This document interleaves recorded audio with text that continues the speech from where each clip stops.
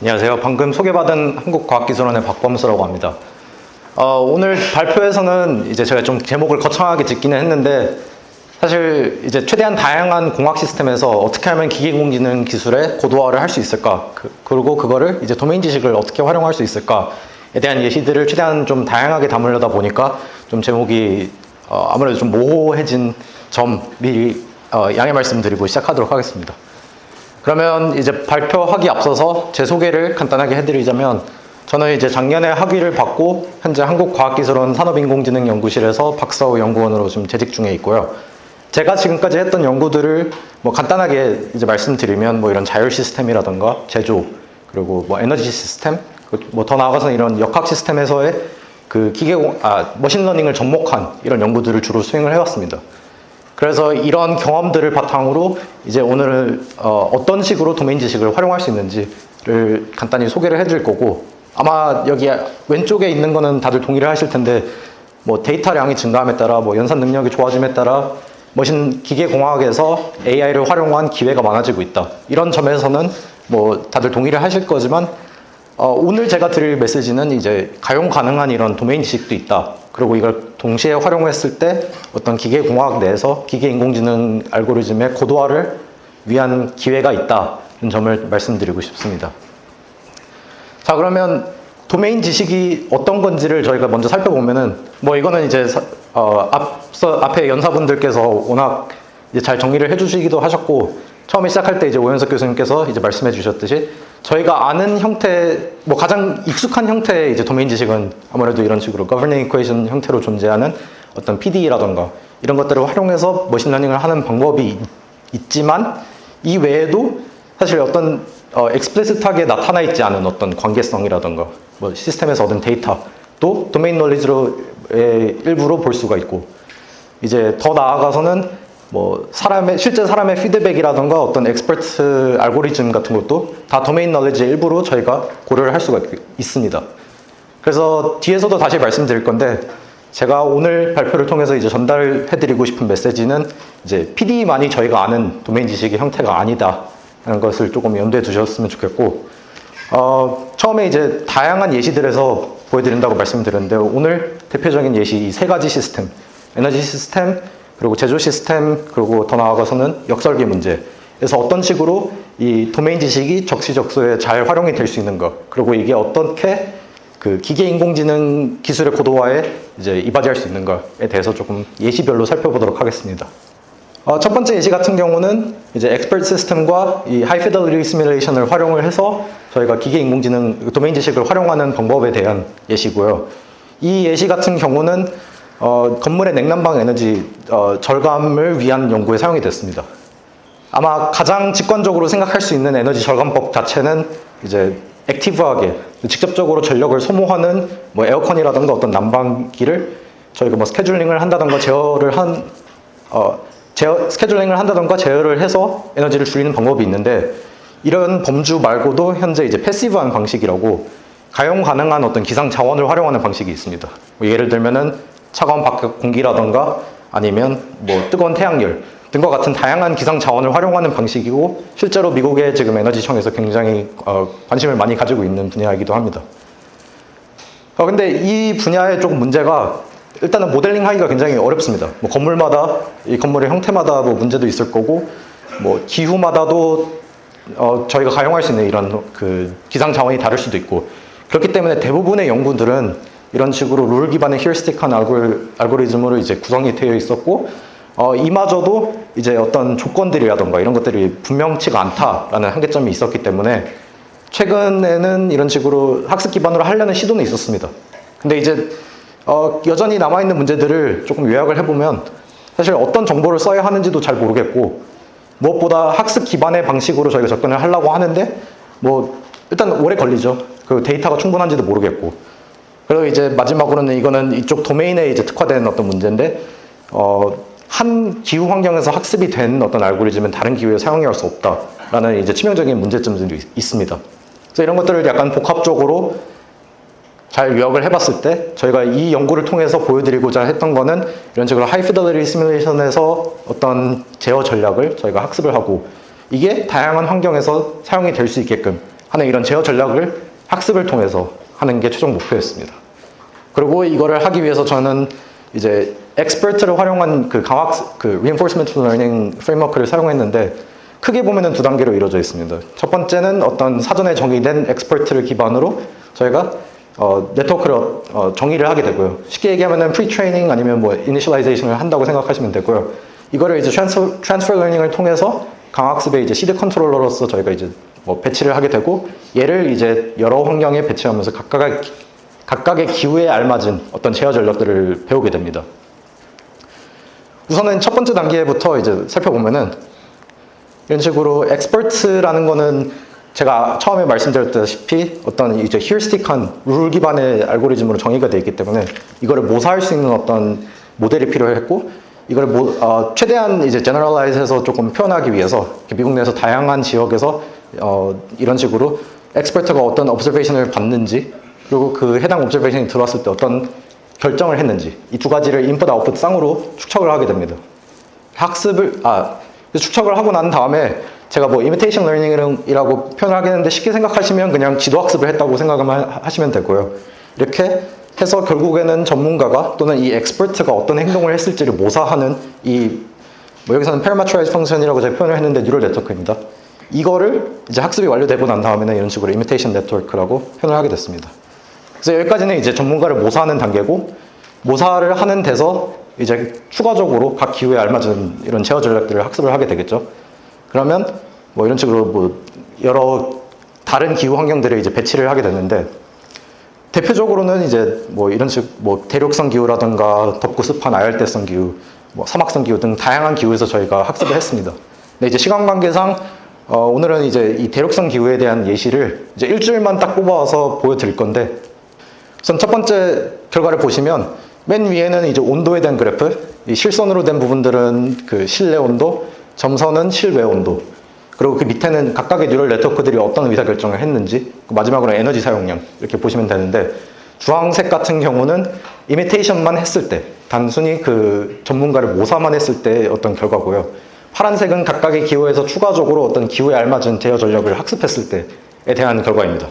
근데 이제 보시면 아시겠지만 대체로 주황색에 비해서 이제 파란색에 조금 더 높게 온도를 유지하는 걸 볼 수가 있는데 이거를 이제 한 방식이 보시면 이런 식으로 쉐이딩을 최대한 길게 유지하면서 벤틸레이션 같은 경우도 이제 창문의 개폐도도 최소한으로 유지를 하고 결국에 이렇게 온도를 좀 상대적으로 높게 유지를 하면서 이런 식으로 사용한 에너지가 거의 없게끔 만드는 이런 예시를 볼 수가 있었고요. 이런 추운 기후에 알맞은 제어 전략이었다라는 결론을 내릴 수가 있을 것 같습니다.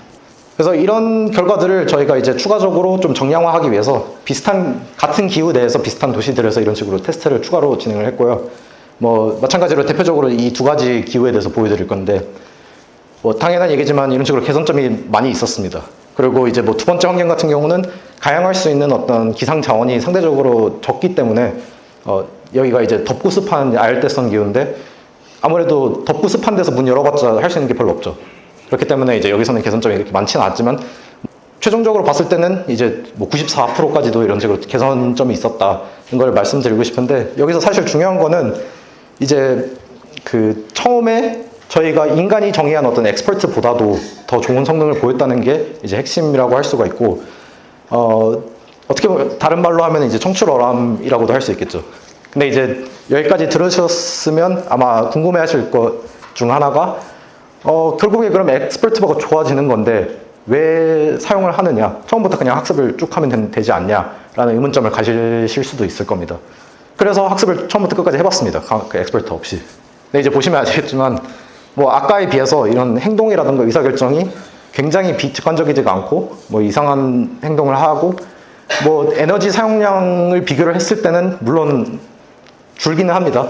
뭐 이게 최적화를 해서 이렇게 학습이 되기는 했는데 일단 첫 번째로 퍼포먼스 면에서 굉장히 좋지 못하고 학습 속도도 지금 보시는 것 같이 2배 이상 차이가 나는데 제가 여기서 가장 강조시켜 드리고 싶은 거는 이 최종 퍼포먼스가 어떻게 보면 다르게 해석을 하면은 더 이니셜라이제이션을 다르게 했기 때문에 더 나은 로컬 옵티멈에 도달을 했다라는 해석을 가질 수가 있겠죠. 그래서 이 엑스퍼트를 활용하는 장점이 어떻게 보면은 뭐 초기 속도도 빠르게 초기 퍼포먼스를 좋게 하는 점도 있겠지만 그 더 중요한 거는 이제 최종 퍼포먼스 면에서 크게 영향을 미친다라고 할 수 있겠습니다. 그리고 이건 조금 여담이기는 한데 알파고의 이제 후속작으로 알려진 알파스타도 그 강화학습으로 이제 실제 어떤 제어 전략을 배우게 되는데 저는 개인적으로 좀 인상 깊게 봤던 게 여기서도 이제 초기에는 어떤 프로게이머들의 그 플레이 데이터를 모아서 이제 어떤 지도학습을 한다고 합니다. 이렇게 했을 때 더 나은 어떤 제어 전략들을 배우고 최종적으로 더 나은 결과를 볼 수 있었다는 결과들이 있어서 저는 개인적으로 인상 깊게 봤습니다. 그래서 첫 번째 예시를 좀 정리해드리면 이제 도메인 지식을 엑스퍼트의 형태로 저희가 사용을 했고요. 엑스퍼트를 활용함으로써 어떻게 보면은 더 빠른 학습 속도와 더 나은 초기 어떤 퍼포먼스, 그리고 제일 중요한 건 이제 최종적인 퍼포먼스도 이제 더 좋은 로컬 옵티멈에 도달했기 때문에 더 좋은 퍼포먼스를 보였다는 점이 있고요. 제가 한 가지 강조하지는 않았던 점인데 이 행동의 직관성 면에서도 굉장히 차이가 났었습니다. 그래서 이런 식으로 엑스퍼트를 모사하면서 시작했던 경우에는 더욱 나은 이런 최종적인 결과물을 낼 수 있다라고 정리를 할 수 있을 것 같고요. 제가 시간 관계상 소개 못 드린 내용은 해당 논문들 찾아보시면 될 것 같습니다. 참고해 주시면 될 것 같습니다. 그 다음으로는 이제 인덕티브 바이어스와 이제 피처 엔지니어링을 통해서 어떤 식으로 도메인 너리지를 활용할 수 있는가에 대한 예시를 들고 왔고요. 이 예시 같은 경우는 금속 3D 프린터인 레이저 파우더 베드 퓨전 시스템에서 저희가 구현을 했습니다. 줄여서는 LPBF라고도 하는데 이 LPBF를 오늘 처음 보시는 분들을 위해서 제가 간단하게 프로세스 설명을 해드릴 건데 보시는 것 같이 이런 식으로 얇은 금속 가루층 위에 고출력의 레이저가 이런 식으로 이렇게 그으면서 녹이면서 어떤 도형을 만들게 됩니다. 그리고 이 과정을 이런 식으로 층층이 반복하게 되는데 이런 식으로 끝나면 원래 이런 식으로 이제 다음 층을 위한 가루를 가져오게 됩니다. 그리고 이제 방금 봤던 영상의 반복인데 이 금속 3D 프린팅의 가장 큰 문제가 사실 어떻게 보면은 품질 관리가 제대로 되지가 않는다는 문제가 있죠. 뭐 물성치라던가 어떤 표면 처리 이런 핵심적인 문제들이 있고 그렇기 때문에 이게 산업에서 조금 더 받아들여지기 위해서는 이런 문제들이 해결돼야 된다라고 할 수 있겠습니다.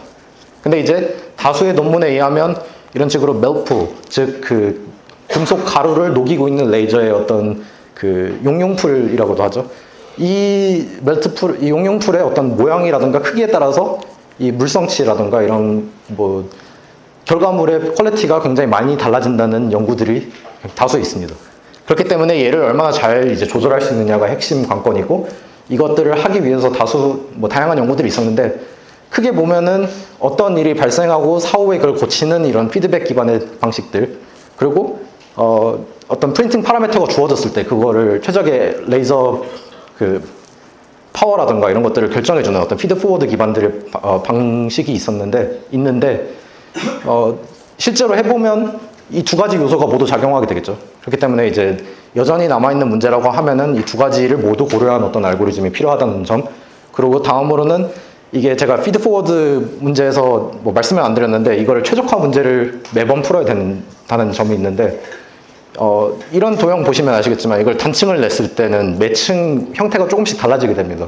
그래서 매번 최적화를 해야 된다는 문제가 있는데 그거를 이제 최적화하지 않고도 접근할 수 있는가에 대한 의문점이 있었고 그다음에 이 프로세스 자체가 굉장히 빠른데 제가 뒤에서 다시 말씀드릴 거지만 이게 실시간으로 어떤 컴펜세이션이 일어나기 위해서는 실시간으로 돌아가야 되는 어떤 가벼운 알고리즘이 있어야 된다.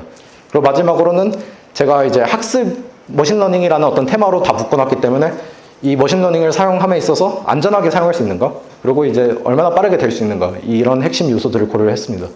그리고 이걸 하기 위해서 이런 것들을 이제 고려해서 문제 정의를 다시 한번 하자면 이런 시스템이 있고 어떤 측정값들이 있다고 했을 때 이거를 다양한 도형 또는 어떤 다양한 컨디션에 대해서도 최적화를 매번 풀지 않고 이렇게 예측하면서 또한 동시에 이렇게 대응할 수 있는 어떤 알고리즘을 만드는 게 최종 목표였고 이거를 하기 위해서 저는 이제 심트리얼 강화학습을 사용하게 됐습니다.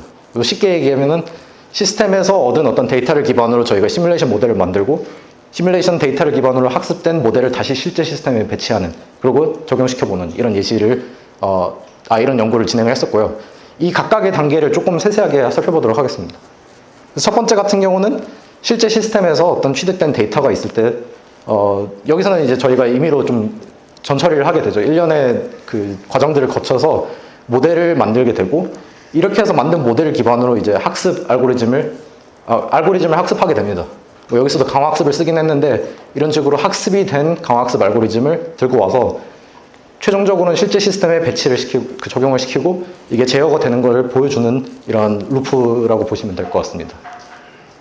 그래서 우선 첫 번째 단계를 이제 조금 설명드리기 앞서서 시스템에 대한 설명을 조금은 간단하게 해드릴 건데, 일반적으로 제가 처음에 소개해드렸던 시스템이랑 동일합니다. 뭐 이런 식으로 가루를 밀어 올리고, 이걸 쭉 밀어서 여기서 레이저로 녹이고, 이런 구조는 똑같은데, 여기 보시면 이렇게 카메라가 레이저가 지나가는 그 경로를 그대로 내려다보고 있습니다. 그 말은 즉슨 이런 식으로 그 용융풀의 어떤 지오메트리라든가 어떤 형태, 크기 등과 뭐 같은 정보를 이제 저희가 실시간으로 얻을 수 있다는 점, 그리고 제가 전전장에서 이제 빠른 속도로 이루어진다고 말씀드렸던데, 2000Hz, 저희가 쓴 시스템이 2000Hz였고요. 뭐 빠르면은 뭐 5000Hz까지도 올라가긴 합니다. 그리고 이제 궁극적으로 제어가 목표였기 때문에 이런 식으로 레이저 같은 경우도 저희가 카메라랑 동기화를 시켜놨고요. 이런 어떤 측정값을 가지고 이제 뭘 할 수 있는가를 찾아봤는데, 아마 LPBF 해보신 분들은 아실 수도 있겠는데, 이런 로젠타우 솔루션이라는 게 존재를 합니다. 이게 뭘 의미하냐면, 얇은 판 위에 어떤 포인트 힛 소스가 이렇게 움직일 때, 뭐 PD를 이제 푼 그 솔루션이 이런 식으로 여기 보이시는 이 비디오 형태로 나타나게 되는데, 여기서 이제 어떻게 보면 두 가지 선택지가 생깁니다. PD를 아는데 이걸 가지고 내가 모델링을 할 수 있지 않을까 하는 선택지가 있고, 두 번째는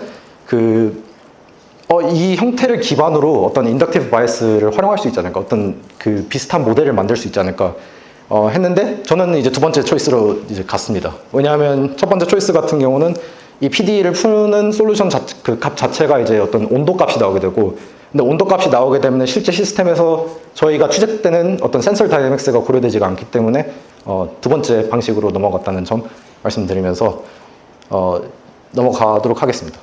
넘어가기 전에 이 영상 다시 한번 보시면 그 약간 이런 식으로 가우시안 형태의 어떤 힛소스가 이렇게 지나가면서 익스포넨셜하게 디케이 하는 걸 볼 수가 있는데, 이 두 가지 점에 착안해서 저희가 만든 모델의 형태는 다음과 같고요.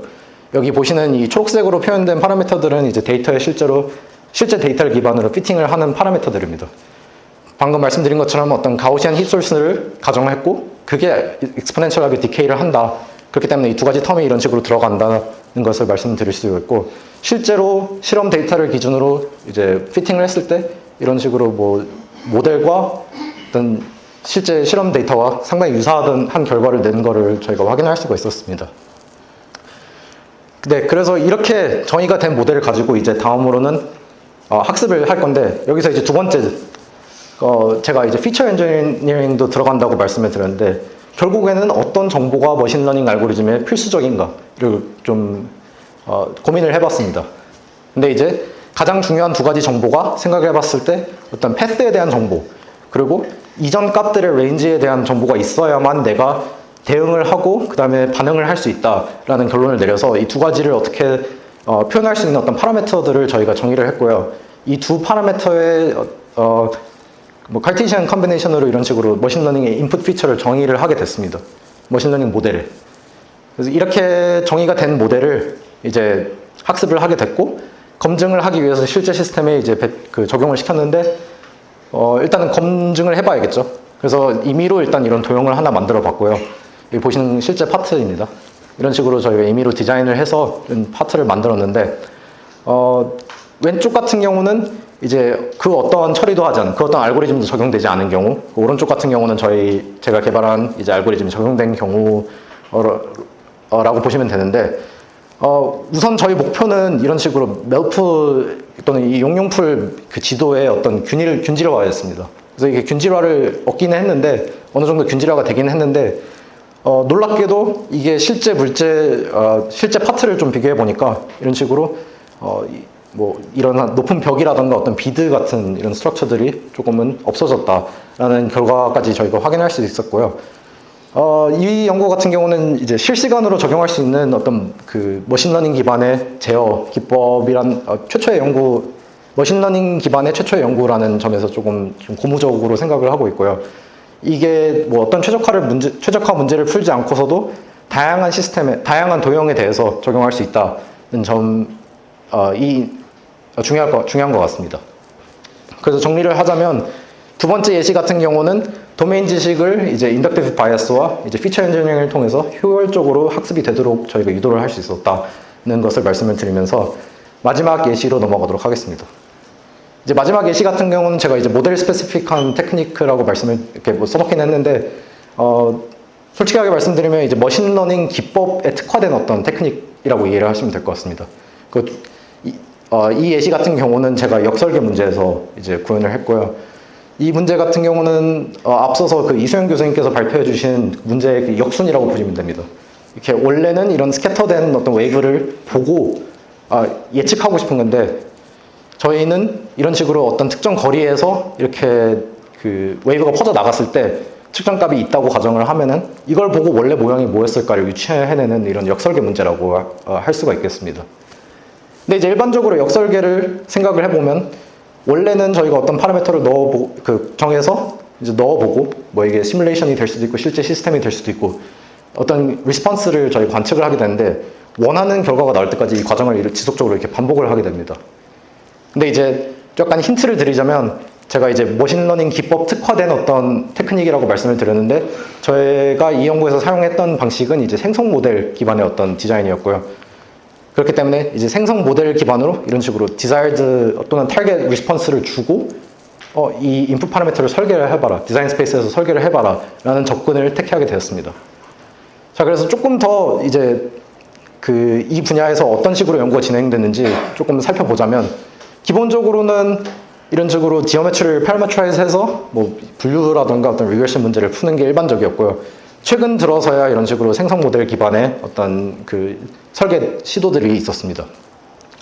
근데 이제 여전히 남아있는 문제들을 조금 정리를 해보면 일단은 패러메트라이즈된 지오메트리 자체는 이제 복잡한 형상을 표현할 수 없다는 점, 이런 문제들이 있고, 이 앞서 보여드렸던 모든 연구들이 다 이런 식으로 보면 어떤 프레셔 필드 같은 이렇게 실제 실험적으로 저희가 얻을 수 없는 어떤 정보를 머신러닝 모델의 인풋으로 사용을 합니다. 그렇기 때문에 이런 추후에 저희가 실험에서 이제 구현을 하기 위해서는 이제 적합하지 않다는 것을 말씀드릴 수 있고, 가장 중요한 부분인데 이 부분은 어떻게 보면 이수영 교수님께서 굉장히 자세하게 다뤄주셨기 때문에 간단하게만 말씀드리고 넘어가도록 하겠습니다. 이 설계 자체가 어떤 측정값이 들어왔을 때 여러 가능한 디자인이 있기 때문에 이 one-to-many problem이라는 점을 이 가장 좀 어떻게 보면 중요한 이제 핵심이었고요. 마지막으로 제가 이제 생성 모델 기반의 접근을 한다고 말씀드렸는데, 기본적으로 생성이라는 것 자체는 어떤 물리적 이게 생성된 결과물이 물리적으로 정확하다는 어떤 기저가 없습니다, 원래는.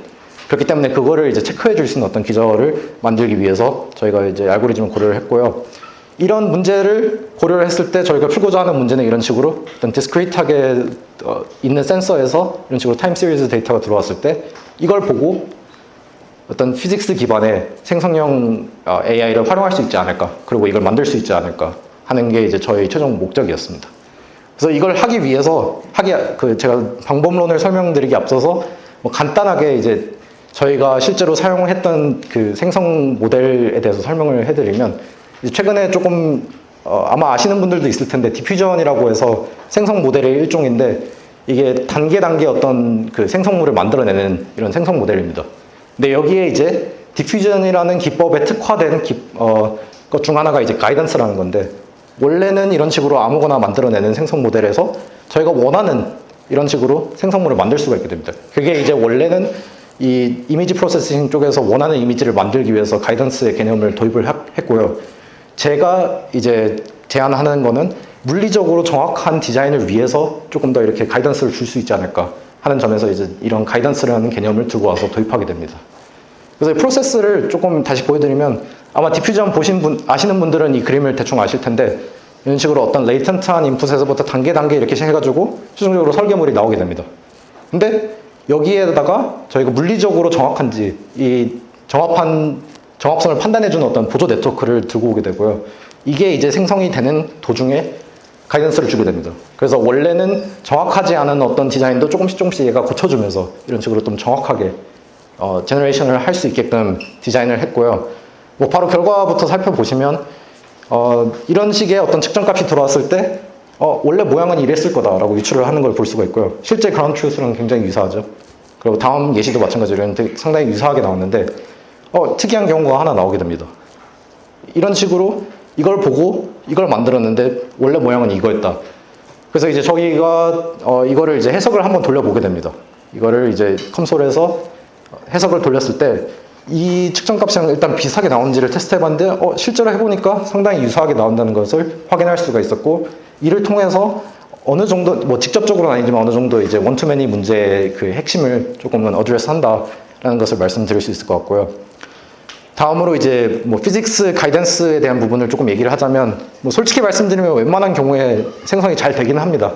근데 이제 간혹 가다가 이런 식으로 물리적으로 말이 안 되는 어떤 디자인들이 나오게 될 때가 있고요. 사실 이거 해석 돌려보면 얘랑 완전히 다르게 나옵니다.